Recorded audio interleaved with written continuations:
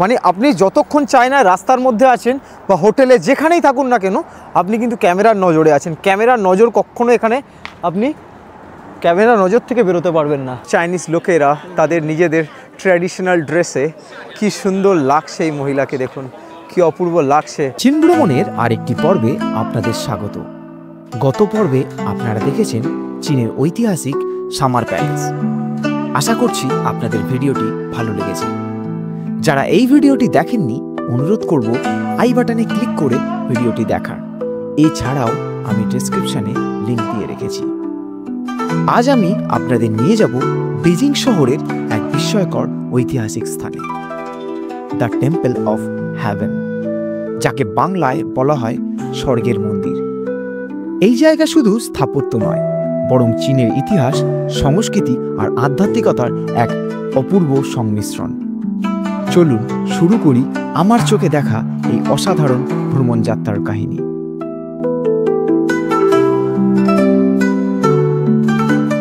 Good afternoon, welcome back to the channel. I hope everyone is doing great. আবার একটা নতুন ভিডিওতে, আবার একটা নতুন চায়নার পর্বে আপনাদের সবাইকে স্বাগত। এই মুহূর্তে আমি রয়েছি বেজিংয়ে। আজকে কিন্তু প্রচুর ঠান্ডা আছে বেজিংয়ে এই মুহূর্তে রাত্রেবেলা টেম্পারেচার -10 আর দিনের বেলা টেম্পারেচার মিনিমাম -3 থেকে 4।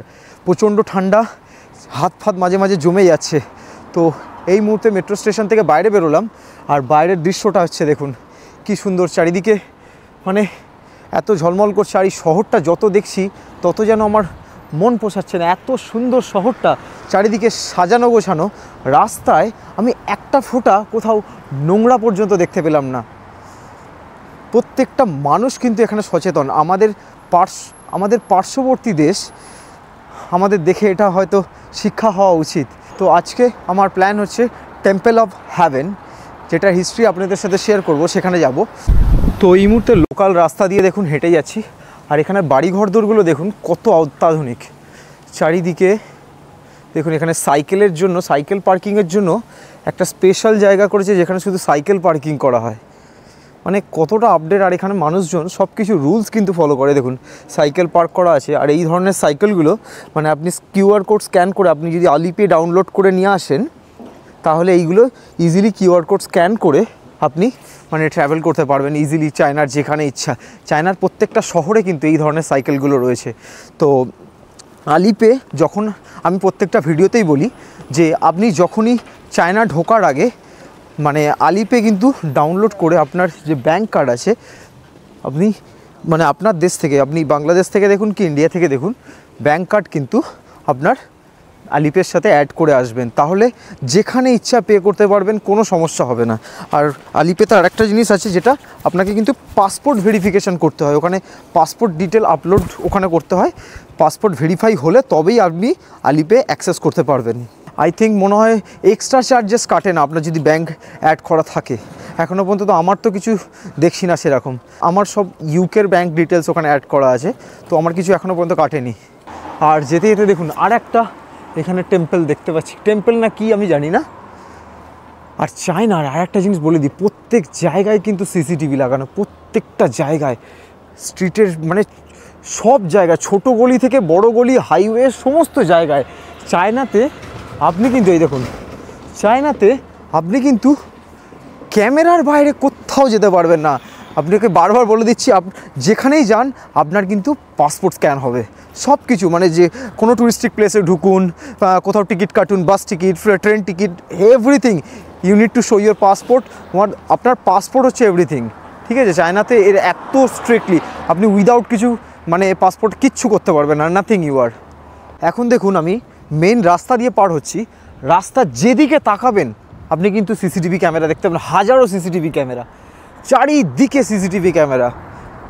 মানে আপনি যতক্ষণ চায়নায় রাস্তার মধ্যে আছেন বা হোটেলে যেখানেই থাকুন না কেন, আপনি কিন্তু ক্যামেরার নজরে আছেন। ক্যামেরার নজর কখনো এখানে আপনি ক্যামেরার নজর থেকে বেরোতে পারবেন না। সমস্ত কিছু, ইভেন তো টাওয়ার আছে, টাওয়ারের মধ্যেও ক্যামেরা লাগানো, ক্যামেরা এভরিথিং। হ্যাঁ দেখুন এই সাইকেলগুলোর কথাই বলছিলাম, লাইন দিয়ে সাজানো। এখানে কিউআর কোড আছে, আপনি নিয়ে নিন, যেখানে ইচ্ছা ঘুরতে চলে যান। 5 ইউয়ান, 10 ইউয়ান, এরকম 4 ইউয়ান আপনি 1 ঘন্টার জন্য নিয়ে চলে যান। এই সাইকেলগুলো চার্জিং হয়, এই যে দেখুন এখানে সোলার প্যালেট লাগানো আছে। তো কতটা আপডেট হয়ে গেছে দেখেছেন। আস্তে আস্তে আমাদের আশা করছি আমাদের ইন্ডিয়াও হবে অনেক আপডেট, ধীরে ধীরে অনেক আপডেট হয়ে গেছে। এখানে দেখুন একটা ছোট্ট একটা গাড়ি কীরকম ওয়ান হুইলের ওপর দাঁড়িয়ে আছে, মানে 3টে চাকার গাড়ি, একদম টোটো আমাদের চালায়, টোটোর থেকেও ছোটো গাড়ির। দেখুন ভেতরে আবার এই গিয়ার আছে, আমি দেখাই কারোর গাড়ি এরকম দেখানো ঠিক হচ্ছে না, গাড়ির ভেতরে দেখুন আবার গিয়ারও আছে। এই দেখুন কী অপূর্ব, আর পেছনে একজন বসতেও পারবে। মানে এই ধরনের ছোট ছোট চায়নার গাড়িগুলো, এই ধরনের ছোট ছোট চায়নার গাড়িগুলো নাম্বার প্লেটও আছে এর মধ্যে। তো এই ধরনের ছোট ছোট গাড়িগুলো চায়নায় কিন্তু মানে এলাকার মধ্যে ভাড়ার জন্য, এদিক ওদিক যাওয়ার জন্য এরা ভাড়া মানে খাটে। আমাদের যেমন রিক্সা আছে, টোটো আছে, টোটো কিন্তু আমি এখানে চায়নায় সেরকম দেখতে পাইনি, এই এরিয়াটা দেখতে পাইনি। চায়নার রুরাল সাইডগুলো কিন্তু টোটো ফোটো আছে, আমি শুনেছি। তো এই ছোট গাড়িগুলো মানে ছোট ছোট জায়গাগুলো, ছোট ছোট ডেস্টিনেশনগুলো যেতে মানে এরা এই গাড়িগুলো ব্যবহার করে। এই কাকাকে দেখো বিড়ি খাচ্ছে। নিহাও নিহাও, ওকে, আমি ইন্ডিয়া, ইন্দু ইন্দু ইন্দু ইন্দু। চাইনিজ ভদ্রলোক দেখুন বিড়ি খাচ্ছে রাস্তায় বসে। ওকে, শেষে হ্যাঁ মোচ্চলা কি মশলা, চা খাবে? আমাকে চা নেই। ওকে, শেষে মোলা শেষে, ওকে শেষে। তো এক বয়স্ক ভদ্রলোক উনি বসে আছেন, জানি না কি বলছে, মোলা মোলা। চাইনিজ মহিলা দেখুন নিজেদের ট্র্যাডিশনাল ড্রেসে আসছেন, কি সুন্দর। নিহাও কি সুন্দর লাগছে দেখুন। চায়নায় বিভিন্ন ধরনের চাইনিজ গাড়ি, এগুলো সব ইলেকট্রিক গাড়ি, সমস্ত কিছু। চায়নায় 90% গাড়ি কিন্তু ইলেকট্রিক।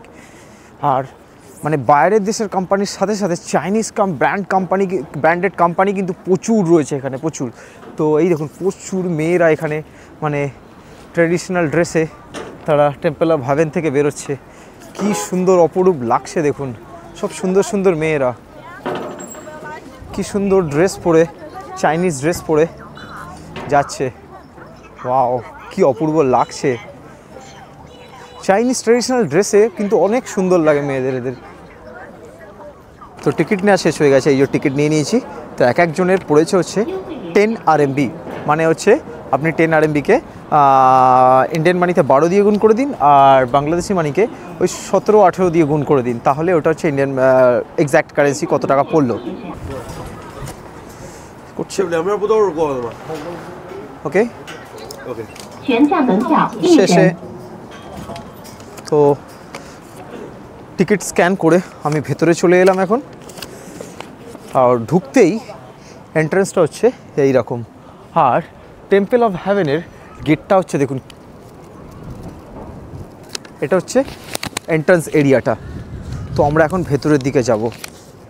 ভেতরে ঢুকতেই দুই ধারে সুবিশাল বাগান, এ এক মনে হচ্ছে যেন স্বর্গের দরজায় চলে এসেছি। কি অপূর্ব লাগছে দেখুন, গাছপালাগুলো কি সুন্দরভাবে সাজিয়েছে, দারুণ লাগছে, দারুণ দারুণ। টেম্পল অফ হেভেন নির্মাণ কাজ শুরু হয় 1406 সালে মিং রাজবংশের সম্রাট ইয়াংলের আমলে, যিনি একসময় তৈরি করেছিলেন বিখ্যাত ফরবিডেন সিটি।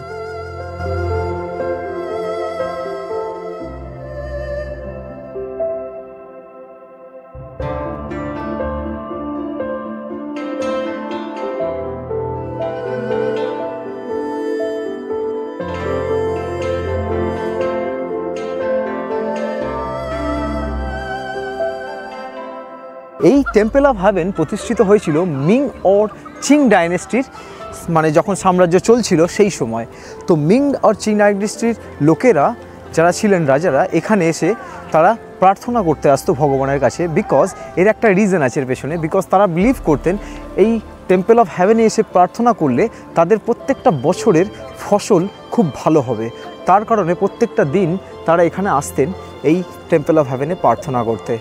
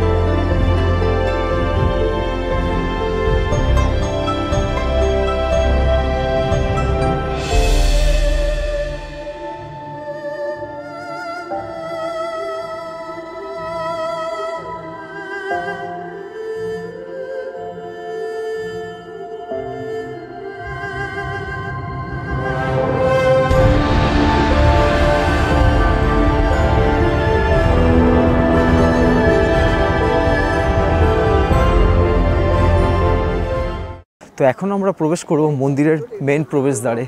তো মেন প্রবেশদ্বার এই দিক থেকে আসতে হবে, এদিক থেকে এসে এই সিঁড়ি দিয়ে সোজা উঠতে হবে। তো আপনার যে পাসপোর্ট রয়েছে সেটাই কিন্তু আপনার টিকিট।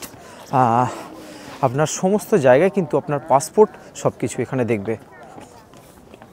তো আমরা মন্দিরের ভেতরে ঢুকে যাব। আর এন্ট্রি গেটটা দেখুন কত সুন্দর, কি অপূর্ব লাগছে এখান থেকে।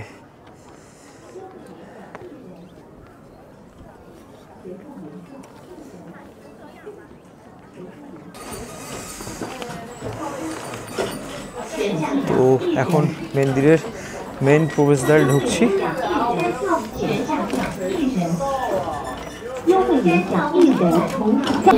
তো আমরা এখন ঢুকে গেছি টেম্পলের ভেতরে।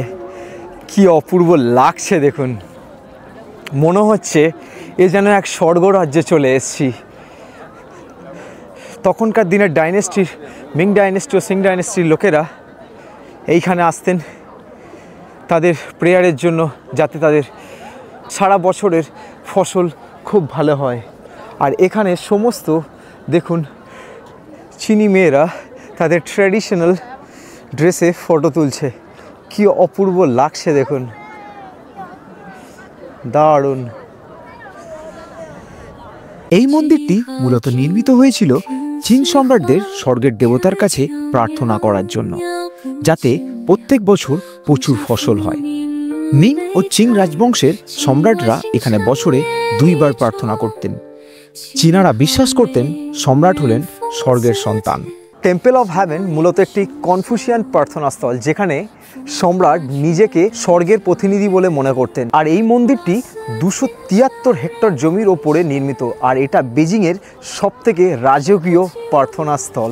যত উপরে উঠছি মন্দিরের যেন সৌন্দর্য আরও বেড়ে উঠছে। এখানে সমস্ত চীনি মহিলারা দেখুন তাদের ফটোশ্যুটে ব্যস্ত রয়েছেন। এরা কিন্তু ছবি তুলতে প্রচণ্ড পছন্দ করেন। আর ওপরে উঠতেই এই সৌন্দর্য দেখে আমি যেন মুগ্ধ হয়ে যাচ্ছি। এই সেই চীনের বেজিং শহরের সবথেকে রাজকীয় টেম্পল। কি অপূর্ব লাগছে দেখুন।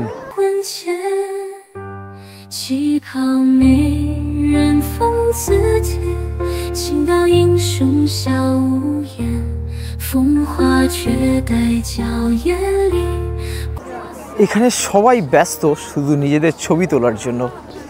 আর সমস্ত মানুষ এখানে কিন্তু তাদের পরিবারের সাথে এই টেম্পলের দর্শন করতে এসছে। এই টেম্পলকে যত দেখছি তত যেন আরও মুগ্ধ হয়ে যাচ্ছি।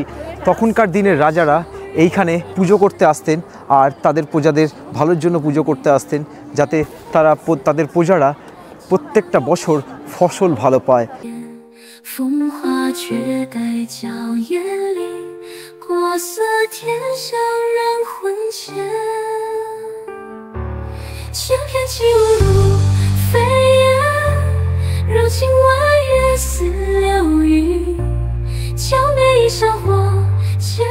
তো এখানে দেখুন বিভিন্ন চাইনিজ লোকেরা তাদের নিজেদের ট্র্যাডিশনাল ড্রেসে, কি সুন্দর লাগছে এই মহিলাকে দেখুন, কি অপূর্ব লাগছে। আর এই ভদ্রলোককে দেখুন চাইনিজ ট্র্যাডিশনাল ড্রেসে, সেই হাতে চাইনিজ পাখা আপনারা অনেক মুভিতে দেখে থাকবেন, হাতে নিয়ে তারা এই মন্দিরে এসছেন নিজেদের শোভা বাড়াতে। কি অপূর্ব লাগছে। Thank you so much. মন্দিরটির কাঠামো সম্পূর্ণ কাঠের নির্মিত, কোনো পেরেক বা ধাতব অংশ এখানে নেই। নকশায় ব্যবহৃত হয়েছে বৃত্ত ও চতুর্ভুজ।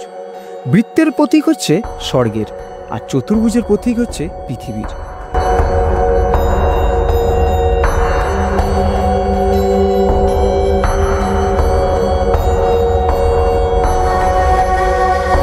দ্য টেম্পল অফ হ্যাভেনের সবথেকে আইকনিক স্থাপনা হচ্ছে নীল রঙের ছাদের এই বিশাল গম্বুজ। ভিতরে না ঢুকলে এর সৌন্দর্য চোখে আটকে যায়। সবচেয়ে আধ্যাত্মিক অংশ একটি খোলা চাতালে গোল পাথরের প্ল্যাটফর্ম। এখানে সম্রাট প্রার্থনা করতেন। বিশ্বাস করা হয় ঠিক এই পাথরে দাঁড়িয়েই স্বর্গে দেবতারা শুনতে পান।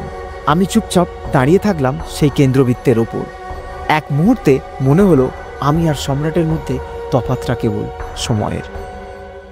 এত অপূর্ব লাগছে চারিদিকে, এত সুন্দর ডিজাইন করেছে দেখুন, কি সুন্দর লাগছে চারিধারে। এই পাশ থেকে একটুখানি আপনাদের দেখাবো, এর ভেতরটা দেখুন কি দারুণ তখনকার দিনের মানে জিনিসপত্র ঠাকুরের। ওটা হচ্ছে সিংহাসন ঠাকুরের, ওখানে পুজো হতো। আমি একটু জুম করে দেখাই, এই যে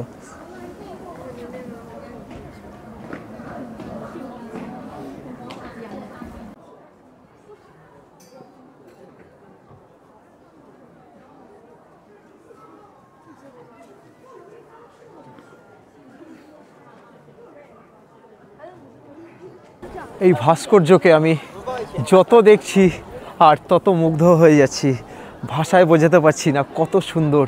মানে বেজিংয়ের সব থেকে মানে রাজকীয় একটা মন্দির, তার সামনে দাঁড়িয়ে আছি। মানে I am really thankful to God and thankful to universe. এত সুন্দর জায়গাটার সামনে আসার সুযোগ পেয়েছি আর আপনাদেরকে দেখানোর সুযোগ পেয়েছি। Thank you. আশা করছি আপনাদের এই ভিডিওটা ভালো লাগছে। ভিডিওটা ভালো লাগলে আপনার মন্তব্য কেমন লাগলো জানান প্লিজ। আর আমি তাহলে একটু মোটিভেট পাবো আর আপনাদের সাথে এরকম সুন্দর সুন্দর জায়গাগুলো শেয়ার করতে আরও উৎসাহিত হব। চীনা কনফুসিয়ান দৃষ্টিতে স্বর্গ এক সর্বোচ্চ শক্তি।